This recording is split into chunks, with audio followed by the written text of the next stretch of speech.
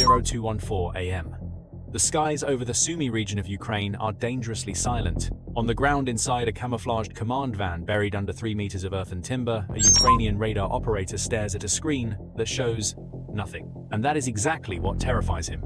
For the past 10 minutes, the passive sensors, the electronic ears of the air defense network have been picking up anomalies. Not a blip, not a ping, but a hole in the background static of the electromagnetic spectrum. Something is moving up there, something designed to absorb radio waves, something that flies like a ghost. The computer algorithms crunch the data in milliseconds, comparing the faint disturbance against a library of known threats. Then, the screen flashes red.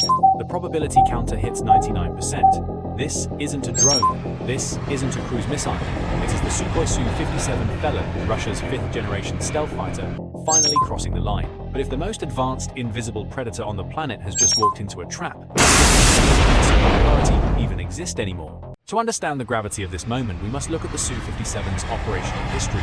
For the first 2 years of the conflict, the Felon lived up to its name by committing crimes from a distance.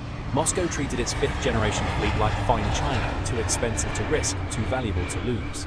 These jets operated strictly from the safety of Russian airspace, launching long-range air-to-air missiles, or Kh-69 cruise missiles, never crossing the border into the teeth of Ukrainian air defenses. The Kremlin knew that a single confirmed loss of a Su-57 would shatter its export potential and hand NATO a treasure trove of sensitive technology. But the battlefield has evolved. With the arrival of Western F-16S and Patriot batteries denying air superiority, the Russian aerospace forces VKS were forced to change tactics. Standing off was no longer enough. To blind the enemy, they had to send their best hunter into the forest.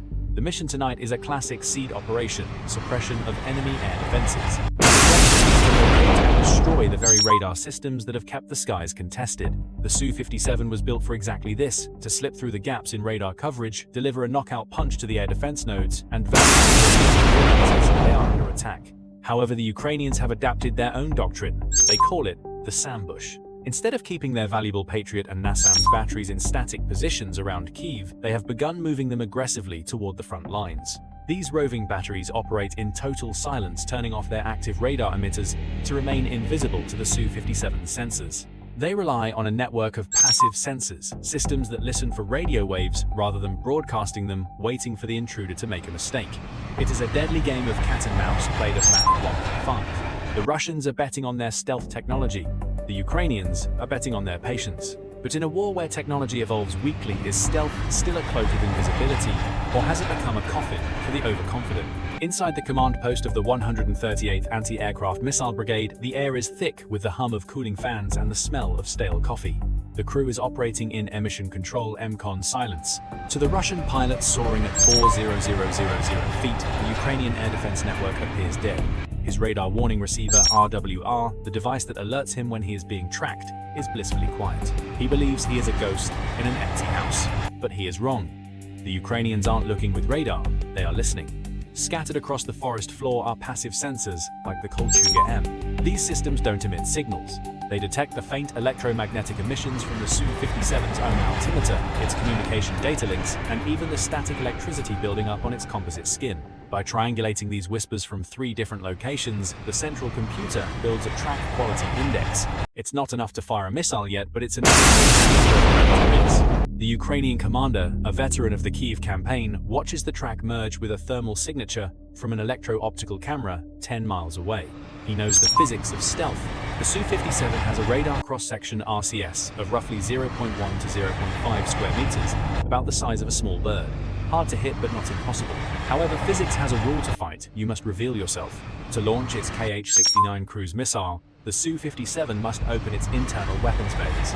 For 2 fatal seconds, the radar-absorbent smooth belly of the jet will transform into a jagged reflective cavity, spiking its radar signature by 400%. The commander's finger hovers over the radiate switch.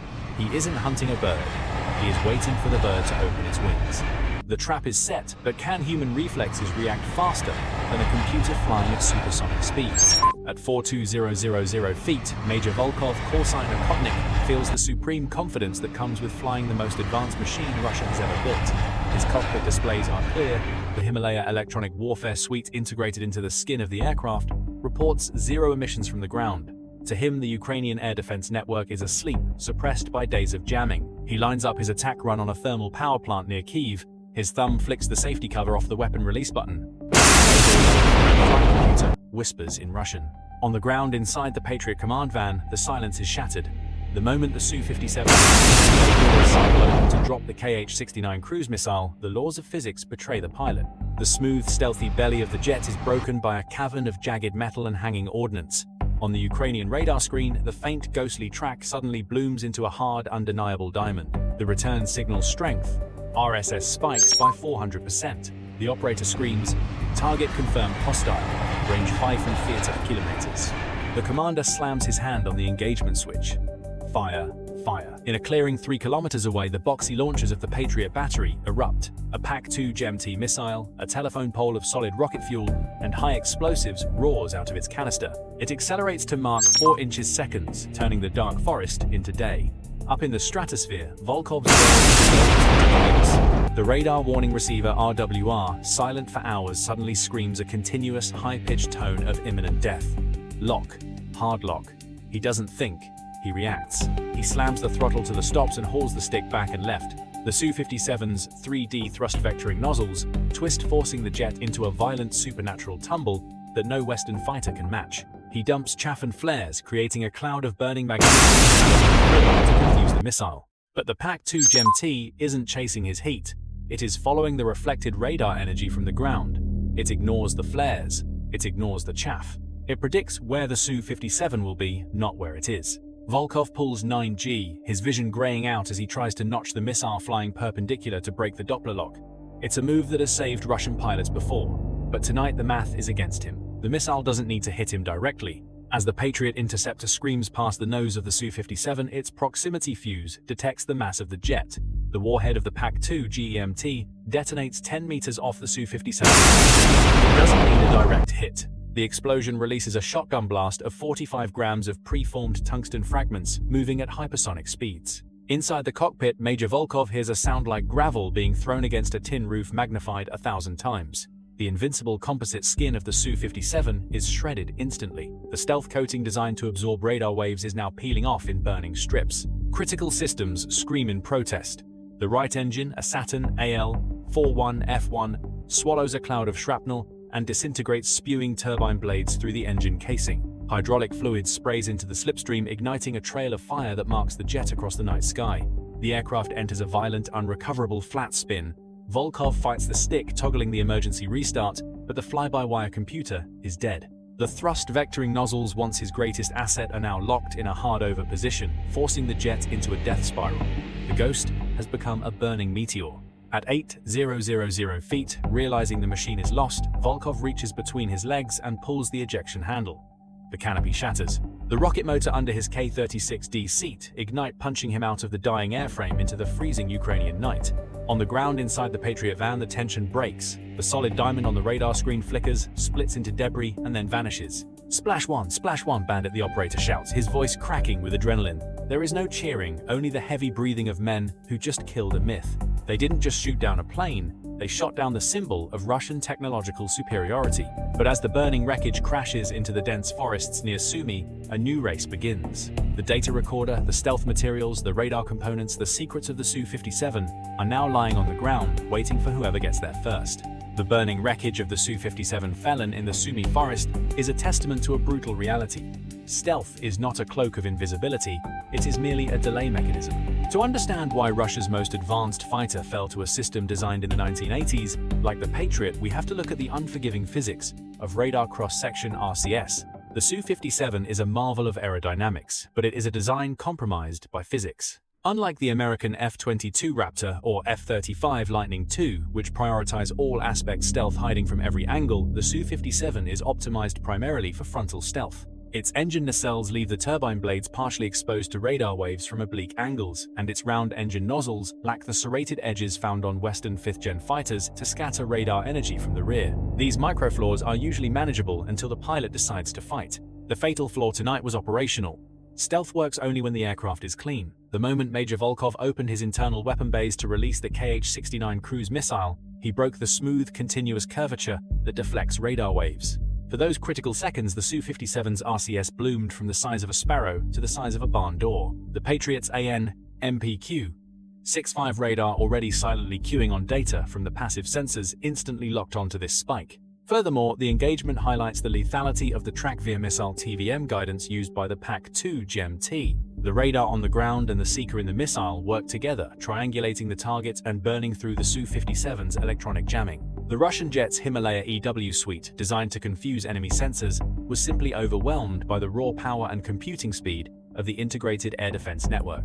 It proves that in the modern age, a $100 million aircraft can be killed by a $4 million missile if the pilot makes a single tactical error. But if the stealth advantage is this fragile, is the era of manned fighter dominance finally coming to an end? The moment the Su-57 slammed into the Ukrainian soil, the clock started ticking on the most important intelligence race of the 21st century.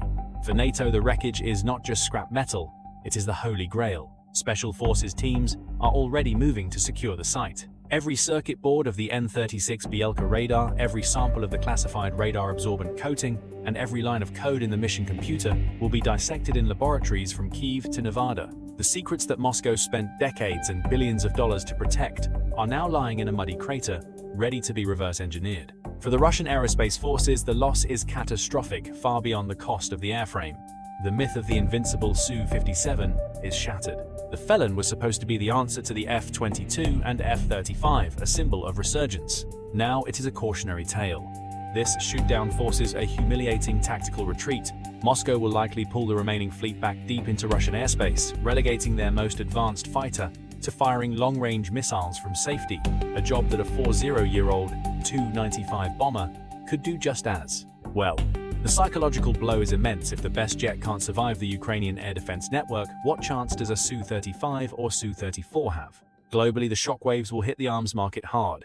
Nations like India, Algeria, and Vietnam, who have been eyeing the export version Su-57E, will now pause. If the stealth technology failed against a 1990s-era Patriot system, is it worth the price tag? Western defense contractors, meanwhile, will see a surge in demand for integrated air defense systems. The message is clear: the shield can break the sword. But as we look at the smoking crater of a pilot's ambition, a darker question emerges. If human error and biological limits are the weak link in stealth warfare, how long until the cockpit is removed entirely? The downing of the Su-57 is not just a tactical victory, it is a strategic turning point.